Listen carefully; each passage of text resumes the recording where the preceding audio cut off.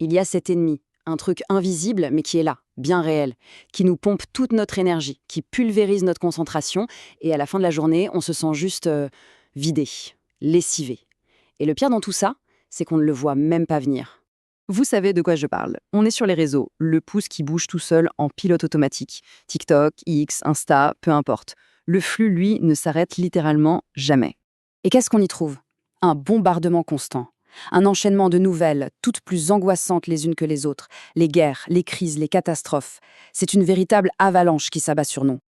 Et le résultat, eh bien, on le connaît tous.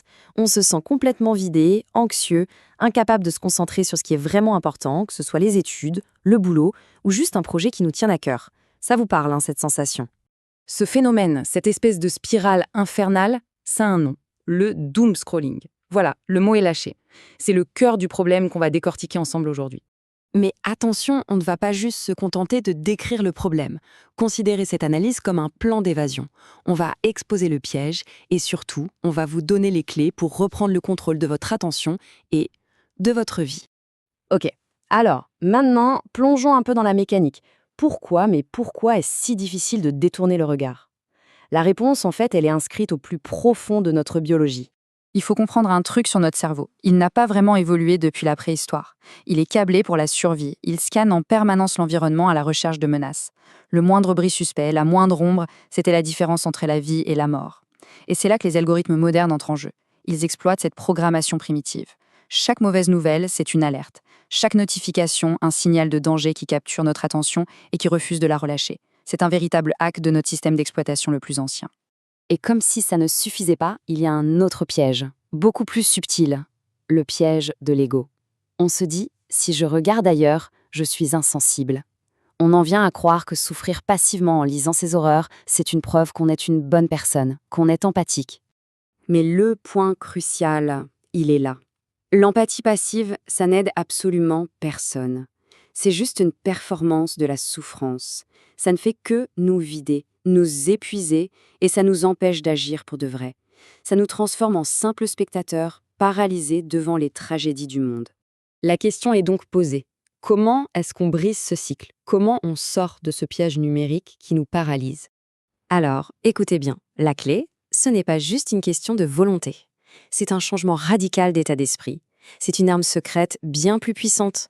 On connaît tous le FOMO, n'est-ce pas? La peur de manquer quelque chose, cette anxiété qui nous pousse à vérifier nos téléphones toutes les 2 minutes, c'est un poison. Eh bien, face à ce poison, il y a un antidote, le JOMO, la joie de manquer quelque chose. Non, ce n'est pas de l'ignorance, c'est un choix, une décision consciente et puissante de protéger sa propre paix intérieure. Et les bénéfices, ils sont énormes et immédiats. On retrouve une clarté d'esprit pour se concentrer sur ses projets. On est vraiment là, présent, avec ses proches, sans être distrait en permanence. Et surtout, on récupère cette énergie vitale pour avoir un impact dans le monde réel, là où ça compte. Attention par contre, adopter le GMO, ce n'est pas une promenade de santé. Le chemin est semé d'embûches et il faut les connaître pour ne pas tomber dedans. Premier piège, la culpabilité. Se sentir mal d'être heureux pendant que le monde souffre. Deuxième piège, la grotte. Devenir un ermite complètement coupé de la réalité. Et le troisième, mon préféré, le faux JOMO. Annoncer à tout le monde qu'on fait une détox digitale, mais vérifier son téléphone en cachette. Non. Le JOMO, c'est une stratégie de survie mentale, ce n'est pas un spectacle. Bon, assez de théorie. On passe à la pratique. Voici votre plan d'évasion, en 4 étapes. Étape numéro 1, le grand nettoyage. C'est radical, mais c'est indispensable. Prenez votre téléphone là, maintenant. Tous les comptes qui ne partagent que de l'indignation, de la colère, du drame, sans jamais apporter la moindre solution, on coupe. On met en sourdine, on se désabonne, on assainit son environnement digital. Deuxième étape, on reprend le contrôle du temps. Fini le robinet d'infos qui coule 24 heures sur 24. On définit une seule fenêtre d'information. 15 minutes par jour, à une heure fixe, sur une source fiable. Point. Le reste du temps, le monde continue de tourner sans nous. Et croyez-moi, c'est très bien comme ça. Étape 3, on reprogramme nos réflexes. Dès que l'envie de scroller arrive, il faut que ça devienne un signal. Le signal de faire autre chose, de se lever, de boire un grand verre d'eau, de faire 10 pompes, de lire une seule page d'un livre.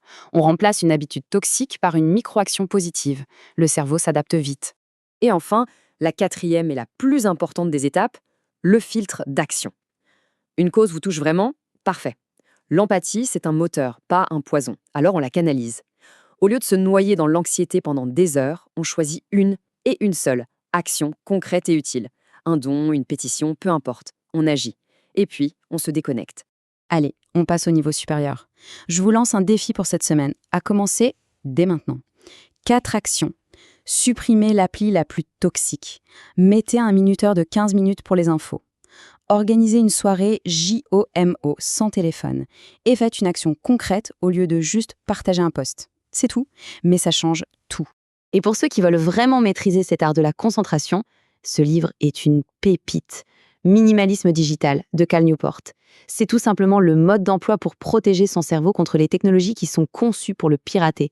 On termine donc avec une question très simple, mais qui demande une action immédiate. Pas demain, pas plus tard, aujourd'hui. Quelle est la toute première notification toxique que vous allez couper sur votre téléphone tout de suite? Votre attention, c'est votre bien le plus précieux. Il faut en prendre soin. Merci d'avoir suivi cette analyse. Pour continuer la discussion, n'hésitez pas à rejoindre le club Success Mindset Goals. On se retrouve très vite pour un nouveau décryptage.